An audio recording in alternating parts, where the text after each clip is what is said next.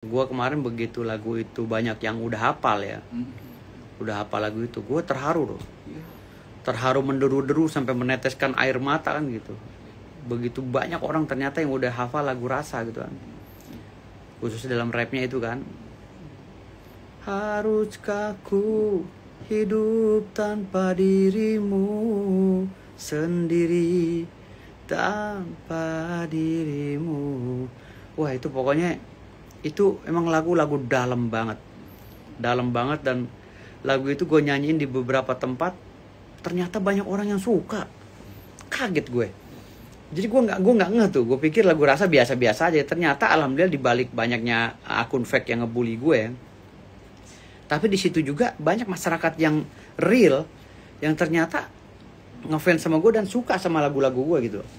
Ada lagu Falling in Love, lagu Malam, terus ada lagu Energi, lagu gue semua tuh, lagu Tuan Penjahat, terus apa lagi? Tuan Koruptor saya, Tuan Koruptor.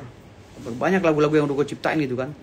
Tapi memang belum booming gitu, karena waktu itu kan gue nyiptain lagu itu kan memang gue orang idealis ya. Idealis fokus pada kalau memang lagu itu lagu untuk apa sih, untuk tahun 90-an gue ngarangnya lagu itu aja, tahun 90-an gitu kan. Karena memang gue dulu kan juara 2 lomba vokal ya, lomba vokal se-DKI, juara 2 lomba vokalis rock Indonesia. Jadi gue juara 2 di se-DKI. Jadi alhamdulillah gitu kan. Kata lagu Rasa dan akhirnya abang punya kata penyanyi. Nah, gimana bang? Abang punya titel sekarang? Kalau penyanyi itu kan gue memang dari dulu gue udah penyanyi. Dari tahun 90 gue kursus musik kan, gue bilang bokap gue kan almarhum ini kan memang anak-anaknya itu memang harus apa nih, dia ngikutin banget, dia kan Pak Hartois banget kan gitu. Beliau Pak Hartois banget kan. Jadi beliau itu benar-benar barometernya itu Pak Harto kan gitu.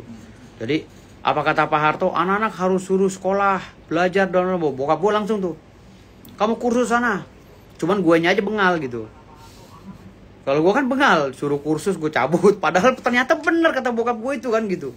Tahun 90 berapa itu gue di sekolah acting. Kamu sekolah acting sana. Ya kan. Akhirnya kan dengan kehidupan seperti itu, gue akhirnya merasa diri gue kok dimanja banget gitu kan. Kursus LIA, bahasa Inggris LIA kan, di Sleepy tuh. Terus gue ikut kursus lagi tahun 94, 93 itu, waktu gue SMA, kursus di YASMI, Yayasan Musik Indonesia, kursus gitar, melodi, bass sama vokal. Ya kan? Gue kursus lagi vokal tuh. Terus lulus sekolah tahun 95, gue ikut lagi D1 Gunadarma. D1 komputer. Lulus dari Gunadarma 95, gue kuliah lagi D3. Ya kan? Akademi Bahasa Asing, ABA, Cikini. Tuh, tahun 95 gue masuk lagi. 96 sorry. 95 lulus. Oh, 96. Gue lulus SMA 95. Masuk gue. Ya kan? Di situ gue kursus terus, sekolah acting apa gitu loh. Cuman masalahnya, gue setengah hati gitu loh. Jadi ketika album gue keluar, gue main film setengah hati gitu loh. Kan dulu kan gue nggak jauh dari ini, waktu zaman gue remaja nggak jauh dari alkohol. Jadi mention vodka setiap hari, gue asli. Ini gue jujur, gue cerita jujur aja sama lu. Jadi bokap gue tuh sampai ada jatah mabok buat gue. Jadi kata bokap, lu jangan maling. Ini jatah lu buat mabok, gitu. Jadi bokap gue tuh memang bener sayang banget sama gue, gitu. Tetapi waktu SMP, ketika bokap nyokap gue tuh, ya kan SMA pisah, ada masalah lah gitu kan. Gue sempat 1 tahun tuh sempat ini ya, sempat apa ya? Ekonomi keluarga tuh bukannya bokap nggak ada, sempat morat-marit gara-gara akibat bokap nyokap tuh ribut kayak pisah-pisah gitu kan. Akhirnya cerai beneran kan gitu. Gue broken home jujur. Akhirnya yang gue ceritain itu gue naik sepeda dari Cengkareng ke Sleepy itu kan, gue sama adik gue sekolah itu kan. Itu bukan karena susah, karena orang tua gue udah waktu itu memang bener kondisi lagi ribut-ribut di rumah kan gitu. Pas gue SMP kelas 3 sampai gue jualan jadi bandar narkoba kan, jadi pengedar narkoba gue. Iya. Saking kesel, gue jadi pengedar narkoba. SMP gue udah jadi pengedar narkoba. Gitu. Gue nipam gue sebarin, ya kan? Nipam, Tramadol, terus Lexotan dan lain-lain semua udah gue dulu tuh. Waktu SMP ya, kelas 3. Karena gue bukannya frustasi. Akhirnya gue masuk di situ, gue ngeliat orang tua gue pisah. Gue tiap hari tuh nggak konsumsi alkohol. Setiap hari. Sampai gue kuliah pun gue alkoholik. Gitu. Nah, begitu bokap nyokap gue cerai, 95 gue kuliah, kuliah D1, diploma 1, terus gue ikut diploma 3. Gue masih pemabok tuh, gue pemabok berat. Alhasil gue kabur dari rumah tahun 99. Kabur dari rumah, kabur tuh artinya gue mencoba kabur dari rumah tuh mencoba mandiri gitu loh. Dengan ngamen, ya kan, ngamen dari tukang ojek dan coba-coba mandiri gitu kan. Gue mencoba mencari duit sendirilah gitu kan, untuk bayar kuliah, untuk bayar apa kan.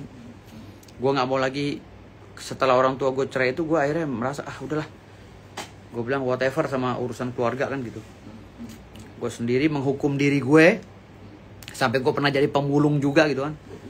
Karena gue udah nggak ini kan. Sementara adik-adik gue yang 2 orang itu hidupnya normal karena masih di orang tua gue kan, dia nggak kabur.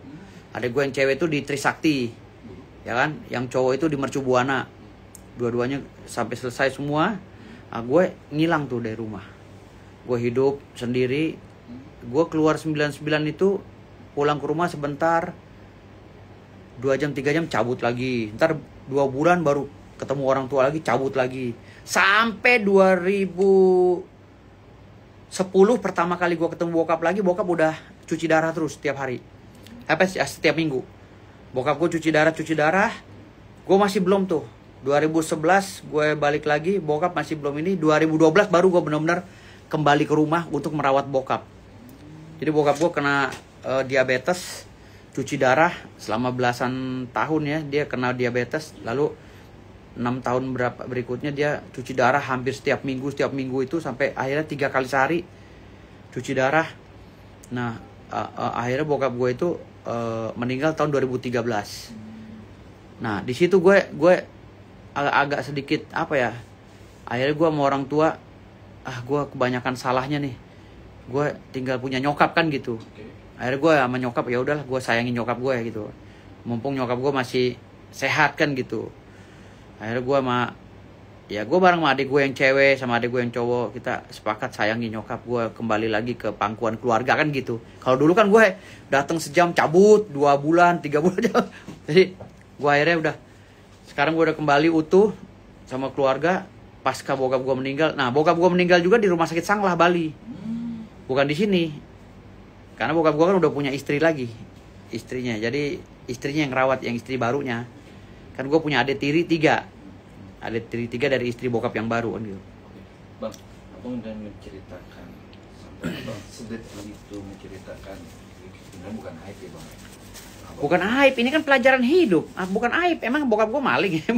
Bokap gue kan pejabat juga, gimana? Oke.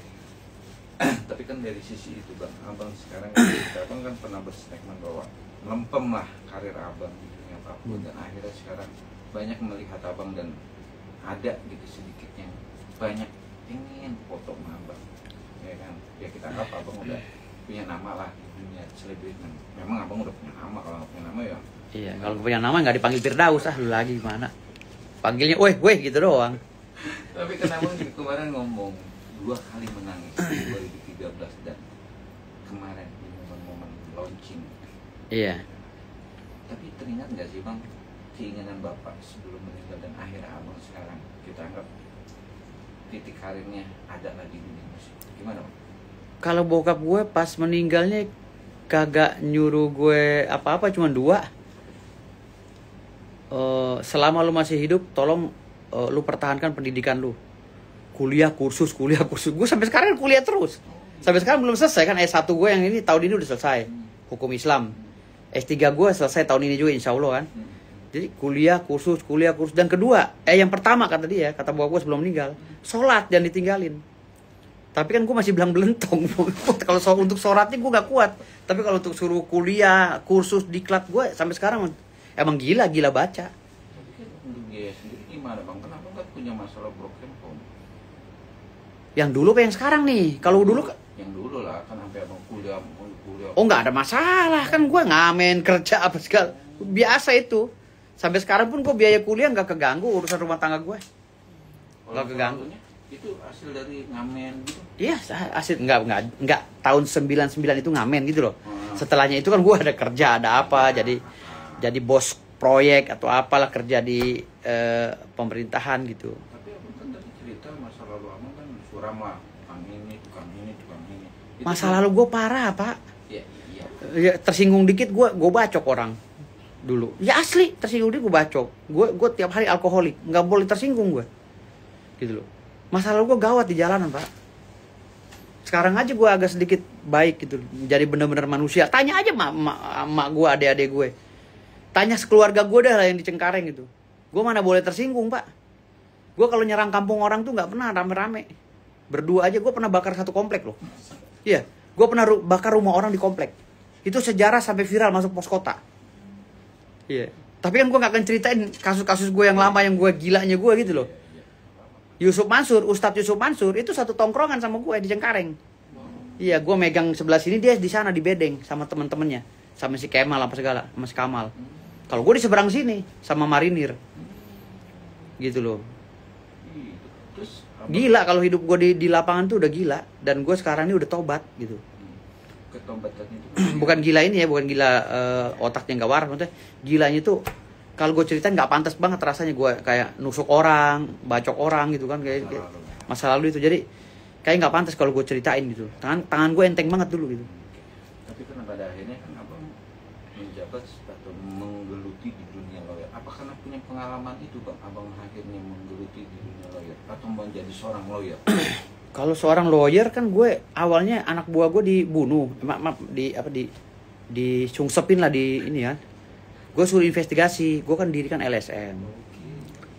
Dirikan LSM, beberapa kali gue dirikan LSM dan bergabung di LSM. Nah LSM itu anggota gue tuh investigasi ceritanya.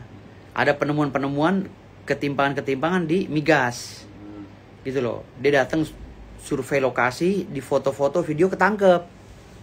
Sama si penjaga itunya, penjaga gudangnya itulah, gudang solar oplosan kayak gitu-gitulah.